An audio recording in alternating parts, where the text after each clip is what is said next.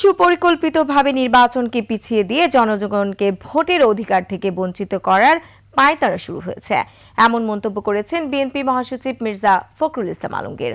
আবারও বিভাজনের রাজনীতি শুরু হয়েছে জানিয়ে তিনি বলেন, কিছু মানুষ সরকারের মধ্যে অনুপ্রবেশ করে দেশকে ভিন্ন খাতে নেয়ার চেষ্টা করছে। বিস্তারিত মাহিলা ইসলামের রিপোর্টে। কেসারেন শেকড় থেকে শিখরে। আগামী ৩০ মে বিএনপির প্রতিষ্ঠাতা প্রয়াত রাষ্ট্রপতি শহীদ জিয়াউর রহমানের ৪৪তম মৃত্যুবার্ষিকী উপলক্ষে বিকেলে গুলশান কার্যালয়ে বিএনপির যৌথ সভা।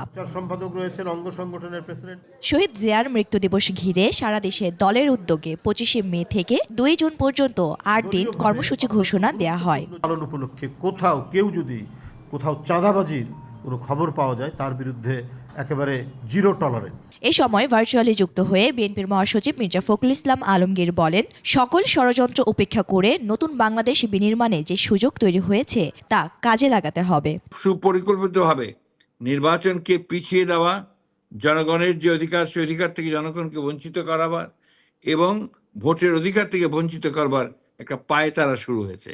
এবং আপনারা নিশ্চয়ই লক্ষ্য করেছেন যে বিভাজনের রাজনীতি আবার শুরু হয়েছে। এখানে গোত্রে গোত্রে যে বিভাজন সৃষ্টি করার চেষ্টা করা হচ্ছে, সরকারের বিভিন্ন ইনস্টিটিউশনগুলোকে পরস্পরের মুখে আপনার মুখোমুখি করার একটা ষড়যন্ত্র চক্রান্ত শুরু হয়েছে। দেশের বর্তমান পরিস্থিতি নিয়ে তিনি বলেন, ফ্যাসিবাদ মুক্ত আধুনিক বাংলাদেশ গড়ার ক্ষেত্রে একটা কালো ছায়া এসে দাঁড়িয়েছে। দেখতে পাচ্ছি যে কিছু মানুষ যারা সরকারের মধ্যে অনুপ্রবেশ ঘটিয়ে বাংলাদেশকে ভিন্ন দিকে নিয়ে যাওয়ার চেষ্টা করছে।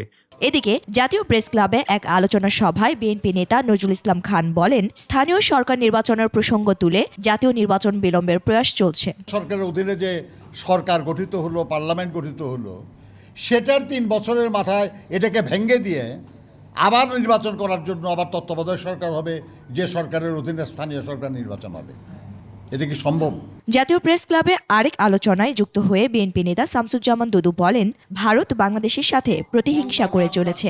বাংলাদেশের বিরুদ্ধে ষড়যন্ত্র রুখে দাঁড়ানোর আহ্বান জানান তিনি। দেশের সঙ্গে আরেকটি দেশের যে বৈরিতা এবং প্রতিহিংসা, সেটা আমরা ভারতের কাছ থেকে দেখেছি।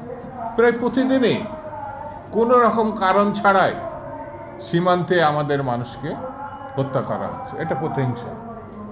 অন্তর্বর্তী সরকারের দ্রুত নির্বাচনের পথে হাঁটার আহ্বান জানান নেতারা। সরকার কি সেই লাইনে যাচ্ছে কিনা এখন? মাহিলা ইসলাম, ২১ টেলিভিশন, ঢাকা।